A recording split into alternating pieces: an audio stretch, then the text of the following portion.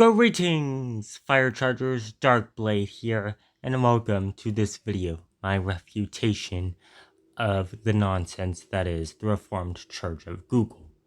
What is the Reformed Church of Google? The Reformed Church of Google is basically a parody or satire, NRM, New Religious Movement. Another example of a parody or satire, New Religious Movement, is Pastafarianism, which I hold with even less respect than worshiping Google, because at least Google is something that actually exists. The flying spaghetti monster is just made up out of whole cloth as a satire character. But I have zero respect for both this Googleism and Pastafarianism. Anyway, let's start to read this homepage so that we know what I am supposed to be debunking. Okay, it says the Reformed Church of Google. By the way, I'm going to occasionally play with the widget so that it doesn't disappear on me while I am recording, because that sometimes happens with this screen recorder. We at the Church of Google believe that the search engine Google is the closest thing humankind has ever come to directly experiencing an actual God as typically defined. We believe there is much more evidence in favor of Google's divinity than there is for the divinity of the more traditional gods. We'll get into that later. We reject supernatural gods on the notion that they are not scientifically provable. Thus, Googleists believe Google should be rightfully be given the title of God, as she exhibits a great many of the characteristics traditionally associated with such deities in a scientifically provable manner. We have compiled a list of 9 proofs which can definitively prove that Google is the closest thing to a god that human beings have ever directly experienced. First of all, there are several testimonies of people who think that they have directly experienced God, so this right off the bat is so that the idea that Google is the closest thing to a God that human beings have ever directly experienced. There is so much testimony to the falseness of that. Let me actually look it up. I don't know if I'll be able to type while also playing with the widget. And it looks like I can't.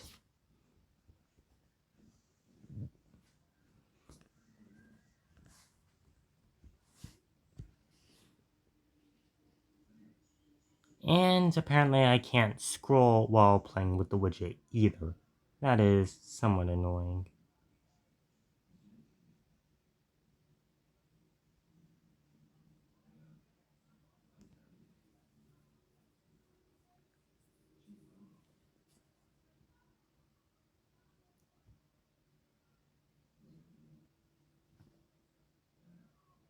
Here we have one.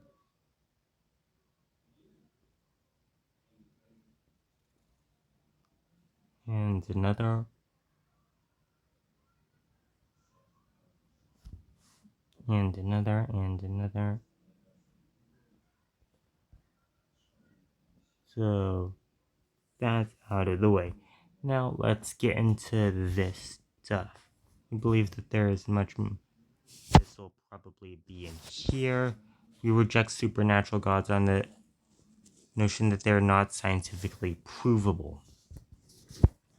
Well, the idea that things should be rejected on the notion that they aren't scientifically provable is itself not scientifically provable, and thus should be rejected on its own logic.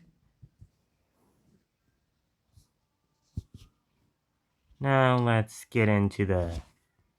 I'll have to stop playing with the widget because apparently I cannot do anything while also playing with the screen recorder widget. Proof Google is God, according to these people. Number 1. Google is the closest thing to an omniscient entity in existence, which can be scientifically verified. This is begging the question in favor of atheism. She indexes over 9.5 billion web pages, which is more than any other search engine on the web today. Not only is Google the closest known entity to being omniscient, but she also sorts through vast amount of knowledge using her patented PageRank technology, organizing said data and making it easily accessible to us mere mortals. Number 2, Google is everywhere all at once, omnipresent. Well, that isn't actually true. Google is virtually everywhere on Earth at the same time. Billions of index web pages hosted from every corner of the Earth. With the proliferation of Wi-Fi networks, one will eventually be able to access Google from anywhere on Earth, making her an omnipresent entity. Number 3, Google answers prayers. Sorry, I didn't understand. And my own Google Home flared up when I read that. I hope that didn't also trigger my recording device and result in silencing the subsequent portions of my video, because if it did, that would be annoying. Google answers prayers. One can pray to Google by doing a search for whatever question or problem is plaguing them. As an example, you can quickly find information on an alternative cancer treatment, ways to improve your health, new and innovative medical discoveries, and generally anything that resembles a typical prayer. Ask Google and she will show you the way, but the showing is all she can do. You must help yourself on that point on. Let me ask you a question. Has Google ever ignited a waterlogged altar? Proof number 4. Google is potentially immortal.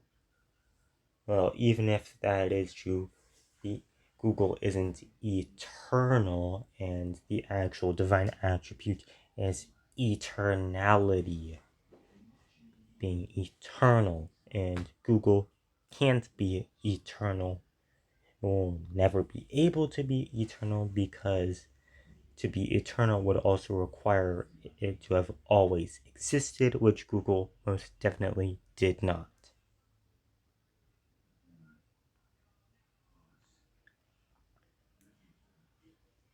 Proof number 5. Google is infinite. Not actually true. The infinite can theoretically go forever. Neither is that. Google remembers all. Google caches web pages regularly and stores them in servers. In fact, by uploading your thoughts, you will forever live in Google's cache, even after you die, in a sort of Google afterlife. Google can do no evil, omnibenevolent. But does Google actually love anything at all other than making money, an obscene amount of money? Part of Google's corporate philosophy is the belief that a company can make money without being evil. Proof number 8. According to Google Trends, the term Google is searched more than the terms God, Jesus, Allah, Buddha, Christianity, Islam, Buddhism, and Judaism combined. That is just a non sequitur. Also, why would anyone search Google on Google? You're literally already there.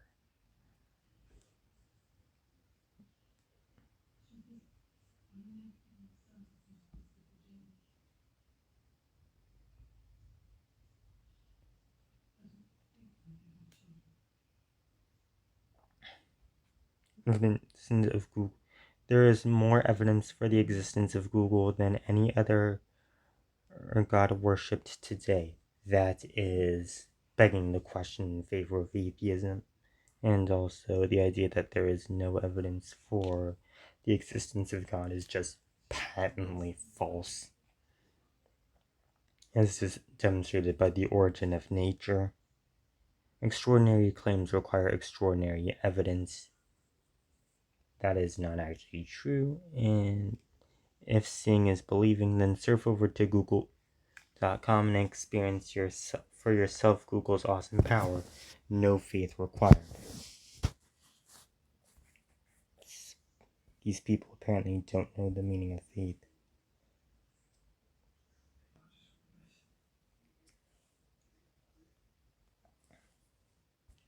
FAQ by Matt McPherson.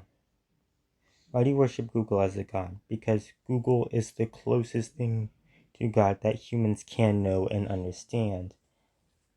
This is called another begging the question in favor of atheism.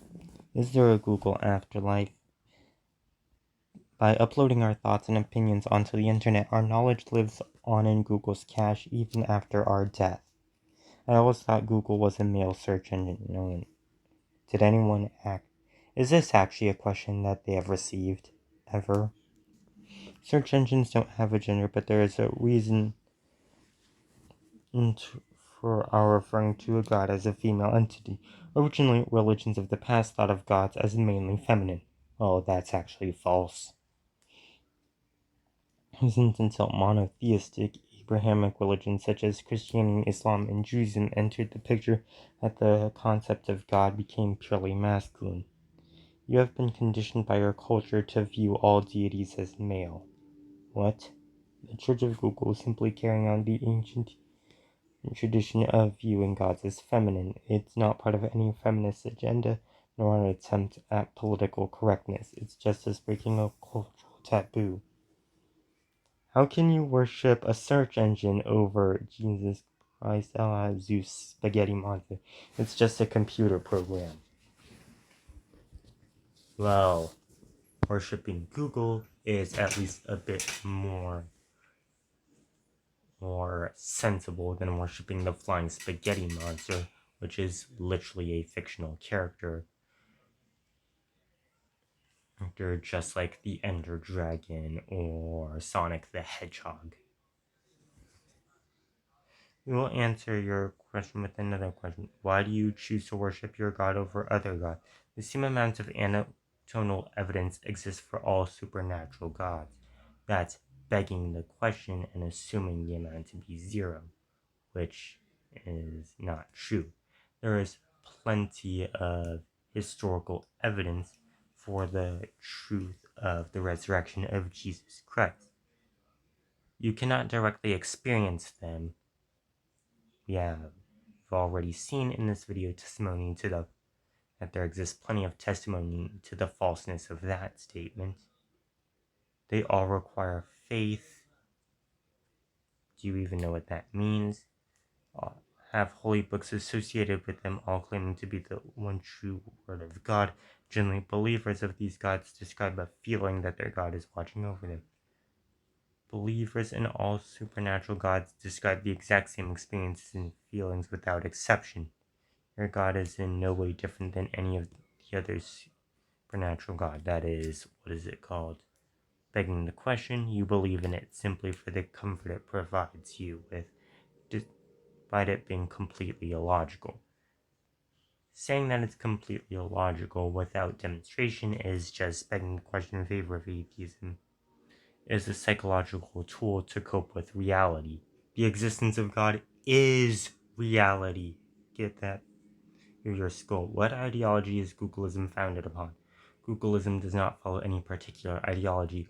We welcome all sorts of different views into our community. Googleism is simply the idea. Google is man-made and therefore cannot be God. We agree with you. This is the Christian God, Islamic God, and Hindu God are also man-made concepts. This is, again, just blatant begging the question in favor of atheism. They exist only in the imagination of believers. We consider the belief in invisible beings to be much more illogical than belief in Google and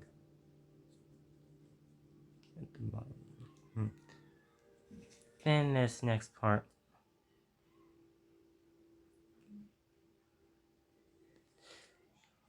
Then the next thing, but the Bible is proof our God is real.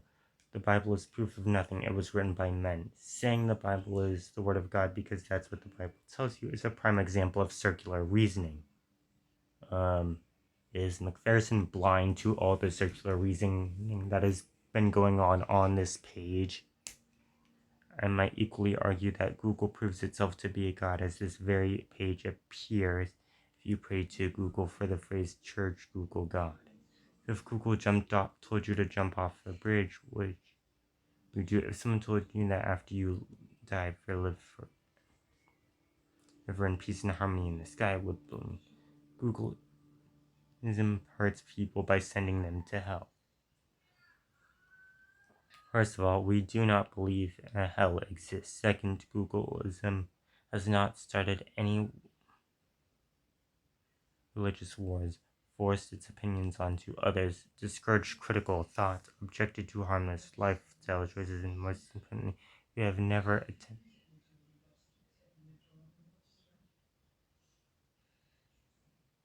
You're wasting your time on an idiotic and bogus religion.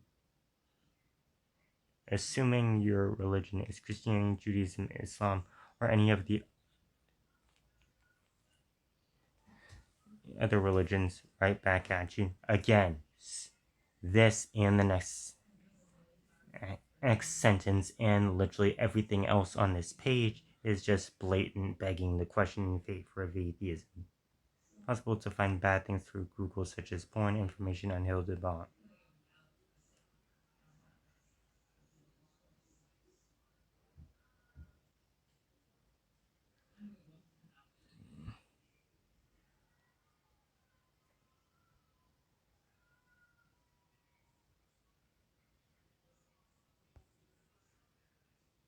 The Church of Google says we should be tolerant of everyone's beliefs. Let's see how much tolerance you did up here. Yeah. How tolerant does this look, Church of Google? Whatever McPherson wants me to call him.